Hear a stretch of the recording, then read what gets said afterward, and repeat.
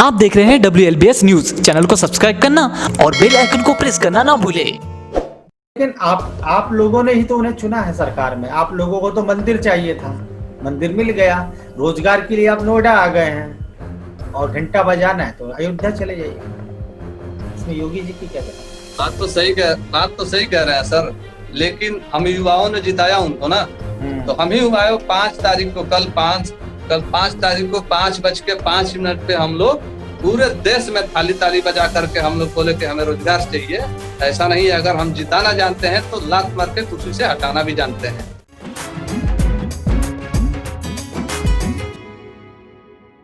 नमस्कार दोस्तों, जय भीम। मैं सुरेश आप सभी का स्वागत करता हूं। दोस्तों, जैसा कि मैंने आपको पहले बताया कि हमने एक नया कार्यक्रम चालू किया, एक प्रयास किया है कि देश भर में जितने भी जो विचारक हैं, बुद्धिजीवी हैं, युवा है या जो सांस्कृतिक गतिविधियों में जो सक्रिय होते हैं, वो इस प्लेटफॉर्म में आए और अपनी बात को दिल खोल कर रखें, जिसका नाम हमने रखा है बहुजन विचार मंथन।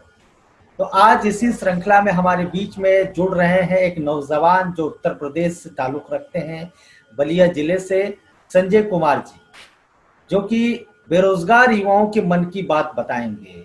ये कहते हैं कि बहुत हुई मन की बात, अब करो रोजगार की बात।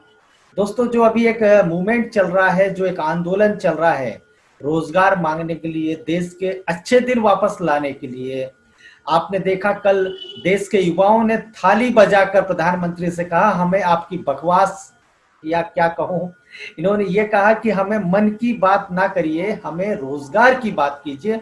ऐसे सारे विषयों को दृष्टिगत रखते इन्होंने युवाओं के माध्यम से एक बहुत बड़ा बोलना चाहिए आंदोलन हुआ, जो मेन स्ट्रीम मीडिया से वो गायब रहा, लेकिन सोशल मीडिया में आप देख सकते हैं युवाओं ने थाली बजाई और बहुत अच्छा एक अट्रैक्शन वाला एक आंदोलन करके उन्होंने एक प्रदर्शन किया। मैं सारे इन विषयों पर चर्चा करने के पहले सबसे पहले संजय जी का मैं आप सभी के बीच में स्वागत करता हूं। संजय जी, आपका स्वागत है। नमस्कार सर, और बहुत बहुत धन्यवाद आपका जी। मेरी आवाज सर आपको आ रही है? बिल्कुल, आपकी आवाज आ रही है, बिल्कुल स्पष्ट आवाज आ रही है, आपका चेहरा भी साफ दिख रहा है। हाँ, तो सभी साथियों को, जितने भी हमारे दर्शक जो वीर बाबा साहब को देख रहे हैं, उन सभी दर्शकों को हमारे तरफ से नमस्कार, जय भीम। जी। और मैं धन्यवाद करता हूं आपका भी कि आप बहुजन विचारक मंथन के द्वारा बहुत ही अच्छा पहल है, ताकि कहीं से भी कोई भी जुड़ करके अपने समाज के बारे में या जो समाज में गतिविधियां चल रही हैं उसके बारे में अपने राय दे सकें। जी। और सभी दर्शकों को धन्यवाद करता हूँ, वीर बाबा साहब के जितने भी दर्शक हैं उन सभी को धन्यवाद करता हूँ। देश की वर्तमान स्थिति के बारे में आपसे चर्चा करना चाहता हूं, और आप एक युवा हैं और बेरोजगारों की अगर बात करना आज सबसे महत्वपूर्ण हो गया है। इस कोरोना संकट में एक सबसे बड़ी समस्या यदि आज आई है हमारे सामने, वो रोजगार की आई है। जिनके पास रोजगार था आज बेरोजगारी की कगार पे पहुंच गए हैं, भुखमरी की कगार पे पहुंच गए हैं। इस स्थिति को देखते हुए आप देश के प्रधानमंत्री से क्या अपेक्षा रखते हैं?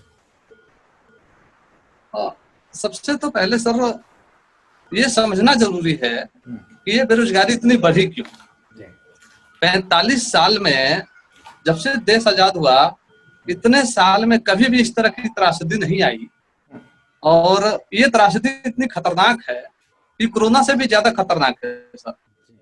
और इसका मैं, जितने हम लोग बेरोजगार हैं, मैं खुद नोएडा में हूँ और मैं बलिया डिस्ट्रिक्ट का रहने वाला हूँ, उत्तर प्रदेश का। नोएडा में मैं रोजगार के लिए आया हूँ और मुझे आए हुए लगभग 20 दिन हो गए, और मैं खुद बैठा हूँ, मैं और मेरा भाई हम दोनों बैठे हैं। ये प्रैक्टिकल अनुभव है मेरा, हम दोनों भाई बैठे हैं। और समस्या ये है कि इनका जो लॉकडाउन लगाने का जो तरीका था, पहले तो सर्वप्रथम इनकी पहली नीति गलत थी। जो 4 घंटे के अल्टीमेटम पे इन्होंने लॉकडाउन लगाया। कौन ऐसा देश है जो बगैर किसी IAS-PCS या बगैर किसी 29 राज्य हैं, इन राज्यों के मुख्यमंत्रियों से बगैर कोई सलाह लिए, बगैर किसी IAS-PCS अफसरों से सलाह लिए, ना किसी अपने जो भी उनके बुद्धिजीवी व्यक्ति हैं, उनके जो सरकार में केंद्र में केंद्रीय मंत्री हैं, यहाँ तक कि किसी को भी पता नहीं, उनके अपने खास से मंत्री वो खुद बोले आकर के लाइव मीडिया में कि मुझे खुद नहीं पता था कि लॉकडाउन लगने वाला है। और नोटबंदी में भी उन्होंने बोला था कि मुझे खुद नहीं पता था कि नोटबंदी होने वाली है। तो पहले तो इन्होंने नोटबंदी में मार दिया। उसके बाद फिर जीएसटी लाया, उसमें कंपनियां कुछ बंद हो गई। उसके बाद लॉकडाउन इन्होंने 4 घंटे का अल्टीमेटम पे लगाया सर। तो इनका जो पॉलिसी है, ये पॉलिसी इतनी घातक है, इतनी खतरनाक है कि ये मतलब साइनाइड जहर से भी खतरनाक पॉलिसियां हैं इनकी, इतनी डेंजरस है। कल आप सोच नहीं सकते, मेरे बलिया डिस्ट्रिक्ट से लेकर के इलाहाबाद, प्रयागराज, बनारस और दिल्ली में, पूरे दिल्ली में जो आम आदमी पार्टी के एक कैबिनेट लॉ मंत्री हैं राजेंद्र पाल गौतम जी, वो भी मतलब थाली ताली बजा रहे थे। जितने बड़े बड़े लोग हैं, अब युवा समझ गए हैं, वो किसी भी वर्ग के हो, वो किसी भी वर्ग के युवा हो, वो समझ चुके हैं कि हमारे देश की स्थिति अब सिर्फ राष्ट्रवाद की घुट्टी पिलाने से नहीं होगा। ऐसा नहीं है कि हमें अपने देश से प्यार नहीं है। कौन कहता है कि हमें अपने देश से प्यार नहीं है? हम अपने देश के लिए जान न्यौछावर कर देंगे। लेकिन झूठ मूठ का जो उल जुलूल बातें, पता नहीं कहाँ से ये लोग इतनी उल जुलूल बातें करने के लिए आते हैं और लाते कहाँ से हैं।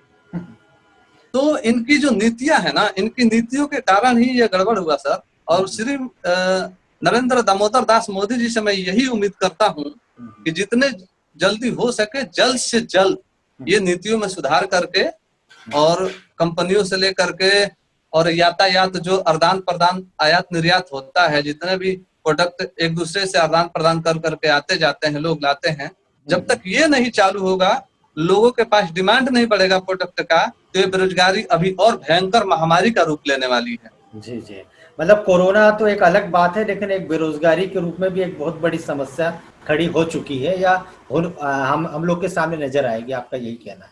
संजय जी, मैं आपसे ये कहना चाहूंगा कि आप लोगों के माध्यम से मैंने सुना है, आप भी उस मुहिम के हिस्सा है, कि प्रधानमंत्री जी जो भी बात रखने यूट्यूब पर आते हैं या सोशल मीडिया प्लेटफॉर्म पे आते हैं, तो आप लोग उनकी बात सुना करें। आप बात सुने पहले उनको डिसलाइक मारना चालू कर देते हैं, ये ठीक बात नहीं है मेरे ख्याल से। नहीं सर, एक्चुअली क्या है कि 2014 में जब फर्स्ट बार प्रधानमंत्री जी आए थे, गुजरात के मुख्यमंत्री थे 3 बार, और जब प्रधानमंत्री के चुनाव लड़ने के लिए आए थे वो, तब भी मैं नोएडा में ही था, और एक कंपनी में, प्राइवेट कंपनी में मैं एम्प्लॉय के तौर पे उस समय जॉब कर रहा था। और मैं खुद नरेंद्र मोदी जी के लिए मैं लड़ गया था अपने 4 साथियों से, जो मेरे कम से कम 6 साल पुराने दोस्त से, उनसे मेरे पंगे हो गए सिर्फ इस बात को लेकर के कि तू मोदी को क्यों सपोर्ट कर रहा है।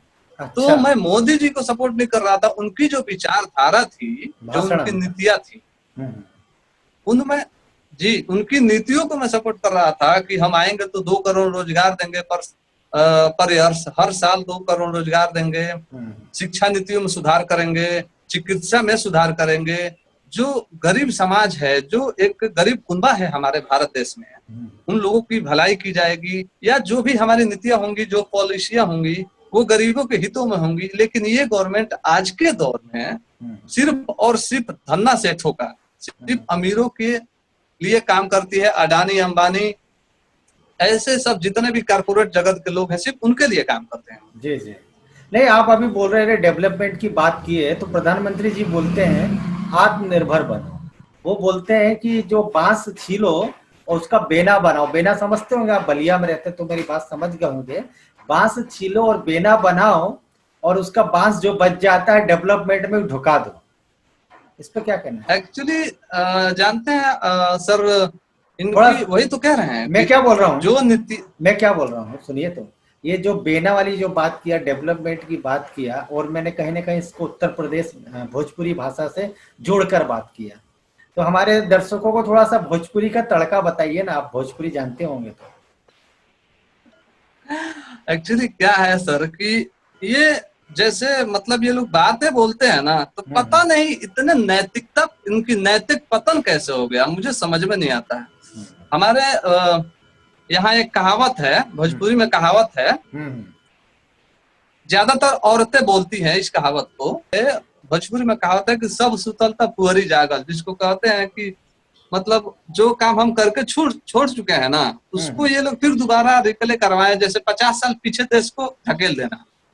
इनकी बातों का मतलब ये होगा कि 50 साल पीछे देश को ढकेल दो, पुराने रीति रिवाजों पे आ जाओ। जो 100 साल पीछे गाय भैंस बकरी चराते थे, खेत में किसी का गेहूं बीनना, फिर उसके बाद से गोबर उठाना, चिपरी पाथना, ये इसी काम को लेकर के उसके बाद अब चिपरी पाथो ले जाकर के बलिया बेचो, रसना बेचो, लखनऊ बेचो, यही सब इनका मतलब ये रोजगार कहते हैं। तो ये लोग इसी को रोजगार मैं आपसे ये जानना चाहता उनके हूँ, हिसाब से। मैं आपसे ये जानना चाहता हूँ कि युवा जो है मोदी जी के मन की बात से क्यों परेशान है? नहीं, देखिए, उनके मन की बात से हमें परेशानी नहीं है, देश की जनता को परेशान, और मैं उस देश की जनता से बाहर नहीं, हम आप देश की जनता ही हैं। कहने का मतलब मोदी जी को व्यक्तिगत उनके मन की बात से सिर्फ देश नहीं चलेगा, ये देश ने चुना, हम लोग सब हम आप मिलकर के उनको चुने कि मोदी जी हमारे लीडर हैं। अंग्रेजी में कहावत है सर कि leader is dealer, dealer is hope. अच्छा, लीडर का मतलब वो होता है जो 100 लोगों को लीड करे, और लीड करने का मतलब भेड़ बकरियों की तरह ऐसे ले जाकर के गड्ढे में गिराना नहीं होता है। उनके भविष्य को लेकर के, उनके फ्यूचर को लेकर के, उनके बाल बच्चों के बारे में सोच करके, देश का भविष्य सोच करके काम किया जाए, उसको लीडर कहते हैं। बाकी लीडर तो साला हिटलर भी था। सही बात। लीडर तो हिटलर भी था। अगर यही हालत रही तो आप 10 से 15 दिन बाद देखिएगा, एक बार फिर जीडीपी का आंकड़ा आएगा तो 30 से 35% के आसपास डाउन होगा, माइनस। चलिए, मैं मान लिया आपकी बात, बेरोजगारी के बारे में आपने खुल के कहा, प्रधानमंत्री की नीतियों के बारे में आपने बताया। अब मैं आपसे जानना चाहूंगा, आप उत्तर प्रदेश से बिलोंग करते हैं, उत्तर प्रदेश की राजनीति पे भी हम थोड़ी चर्चा कर लें। उत्तर प्रदेश में इस समय योगी जी का राज चल रहा है, सुना है कि रामराज है वहां पे। तो बिहार, उत्तर प्रदेश में इस समय क्या चल रहा है? उत्तर प्रदेश के लोग क्या सोच रहे हैं भाजपा की नीतियों से? क्या उत्तर प्रदेश में जंगल राज अब चल रहा है या राम राज चल रहा है? जंगल राज का जो शब्द है ना, उस शब्द की बेइज्जती हो जाएगी। अगर उससे कोई बड़ा शब्द है वो चल रहा है, मतलब समझ जाइए कदम यहाँ पे धांधली चल रही है। आप जिसको मार दो, जिसको लूट लो, कोई नहीं बोलने वाला है। माननीय श्री मुख्यमंत्री उत्तर प्रदेश योगी आदित्यनाथ जी कहते हैं कि हमारे शासन में जितने भी अपराधी हैं उनके लिए उत्तर प्रदेश में जगह नहीं है। लेकिन मेरे ख्याल से लगता है कि अगर एट्रोसिटी की बात मैं करूं तो योगी जी तुलना कर लें, सिंपल सी बात तुलना कर लें मायावती के शासन काल से और अपने शासन काल से। अगर योगी जी का 3 साल तुलना करें और मायावती जी के शासन काल से 3 साल तुलना करें, या सपा के शासन काल से 3 साल तुलना करें, तो सबसे कम मामले निकलेंगे मायावती के शासन के मामले में। सर, माननीय पूर्व मुख्यमंत्री श्री मायावती जी का कोई टक्कर नहीं ले सकता। लेकिन आप लोगों ने ही तो उन्हें चुना है सरकार में। आप लोगों को तो मंदिर चाहिए था, मंदिर मिल गया। रोजगार के लिए आप नोएडा आ गए हैं, और घंटा बजाना है तो अयोध्या चले जाइएगा। इसमें योगी जी की क्या गलती? बात तो सही कह रहे हैं सर, लेकिन हम युवाओं ने जिताया उनको ना। तो हम ही युवाओं 5 तारीख को, कल 5 तारीख को 5:05 पे हम लोग पूरे देश में थाली ताली बजा करके हम लोग बोले कि हमें रोजगार चाहिए। ऐसा नहीं है, अगर हम जिताना जानते हैं तो लात मार के कुर्सी से हटाना भी जानते हैं। वोट का अधिकार हमारे पास है, और यही स्थिति, यही रवैया रहा किसी भी गवर्नमेंट को कह रहा हूं। तो आप देखिएगा 2022 के चुनाव में उत्तर प्रदेश में सत्ता परिवर्तन से कोई रोक नहीं सकता है, क्योंकि सत्ता किसी की बपौती नहीं है। हम वोट हमेशा देते रहेंगे, लेकिन ये चुनाव में आएंगे वोट मांगने तो वो दिन हम भूले नहीं है कि लॉकडाउन में 1200 किलोमीटर 2000 किलोमीटर लोग पैदल गए, कुछ मर गए, कुछ बीमार पड़े। ये वो दिन हम लोग भूले नहीं है। सब साइलेंट मोड में है, सारे समय का इंतजार कर रहे हैं। और ये गवर्नमेंट तो इतनी तानाशाह गवर्नमेंट है, योगी गवर्नमेंट, कि कोई अगर शांतिपूर्ण मार्च निकालता है अपने अधिकारों के लिए तो उस पर लाठियां चार्ज कर देती है। जैसे अभी कुछ सपा के कार्यकर्ता रोजगार ही तो मांगे थे बेचारे। सही बात, उनका कसूर बस यही था, वो बेचारे रोजगार मांग रहे हैं कि योगी जी हम पढ़े लिखे हैं, MA BEd BTech MTech हम लोग करके IIT IIT करके, योगी जी हम क्या करें? अब पकौड़ा तलें क्या? तो पकौड़ा तलने नहीं आएगा भाई हमें। हम पढ़े हैं, हम घर बनाना जानते हैं, आर्किटेक्चर जानते हैं, हम बिल्डिंग बनाना जानते हैं, देश का डिजाइन करना जानते हैं, पुल बनाना जानते हैं। अब पकौड़ा तले कहने से, तो जब पकौड़ा ही तलना था तो 20 लाख 25 लाख और 20-20 साल का कैरियर क्यों दांव पे लगाना? यही तो बेचारे का गुनाह था। और मैं उन लोगों को बोला कि भाई जब मैं भी उसमें कुछ ट्वीट किए थे, मेरे पास वीडियो आए थे फेसबुक पे, तो हमने ट्वीट किया था कि भाई मंदिर मिल ही गया, मस्जिद मिल ही गया, सब कहानी खत्म, अब क्या है, शांति से रहो।